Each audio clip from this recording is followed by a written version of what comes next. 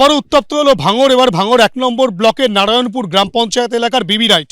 সেখানে কিন্তু তৃণমূল এবং আইএসএফ এর মধ্যে সংঘর্ষ হয় এবং আইএসএফ এর যেটা অভিযোগ যে তৃণমূল আশ্রিত দুষ্কৃতীরা তারা রীতিমতো আইএসএফ এর কর্মী সমর্থকদের বাড়িতে ঢুকে মারধরের ঘটনা ঘটায় এবং এই ঘটনার সূত্রপাত সামান্য দুটো গাড়িকে পাশ কাটানোকে কেন্দ্র করে দুটো গাড়ির মধ্যে সামান্য একটা ঠোকাঠুকি হয় এবং তারপরে সেই বিষয়টা মিটে যাওয়ার পর তৃণমূল আশ্রিত দুষ্কৃতীরা কিন্তু এই ঘটনা ঘটিয়েছে বলে অভিযোগ করছেন আইএসএফ এর কর্মী সমর্থকেরা। অভিষেক বন্দ্যোপাধ্যায় বারুইপুর থেকে যে বার্তা দিয়েছিলেন যে ভাঙড়কে কিন্তু এবারে ভাঙড়ে জিততে হবে, তারপরেই কিন্তু এই ধরনের পদক্ষেপ নেওয়া হয়েছে তৃণমূলের পক্ষ থেকে। তৃণমূল এইভাবে আক্রমণ চালিয়েছে আইএসএফদের বাড়ি চিহ্নিত করে, তেমনটাই আইএসএফ এর অভিযোগ। হ্যাঁ, আলী হোসেন শেখ আমার গলা টিপে ধরেছে।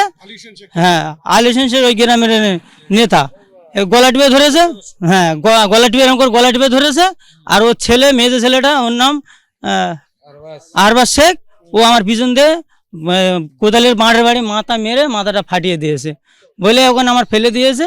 ফেলে দিয়ে আমি আর কিছু বলতে পারছি না। আমি মাথাটা ধরে আস্তে আস্তে এবারে নলমুড়ি। কোন দল করে?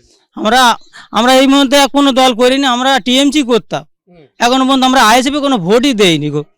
আমরা গত এতে আমরা ওর হয়ে আমরা ছাপ্পাও মেরেছি। আমরা এখনো পর্যন্ত আমরা আইএসএফে ভোটই দেইনি গো। হ্যাঁ, তাও বলছে তোরা আইএসএফ করিস। মারধর করেছে তারা টিএমসির ছেলেপিলে, সব তৃণমূলের ছেলেপিলে। মানে আমরা ও 10-12 জনা ঢুকেছে, ঘরে ঢুকে আমার মারধর করেছে। যদিও তৃণমূলের পাল্টা অভিযোগ আইএসএফ এই ঘটনার সঙ্গে যুক্ত, আইএসএফই এই ঘটনা ঘটিয়েছে এবং তৃণমূলেরও বেশ কয়েকজন আহত হয়েছে, তেমনটা তৃণমূলের অভিযোগ। গোটা ঘটনায় আবারও কিন্তু নির্বাচন 2026-এর যখন আসছে বিধানসভা নির্বাচন, তার আগে কিন্তু উত্তপ্ত হতে শুরু করলো ভাঙড়।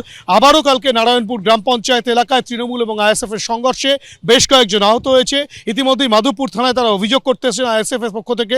এই গোটা ঘটনার তদন্ত প্রক্রিয়া শুরু হবে সম্পূর্ণ অভিযোগ পাওয়ার পরে, তেমনটাই পুলিশ সূত্রে খবর। এবং এই ঘটনাকে কেন্দ্র করে স্বাভাবিকভাবেই এলাকায় কিন্তু যথেষ্ট উত্তেজনা রয়েছে।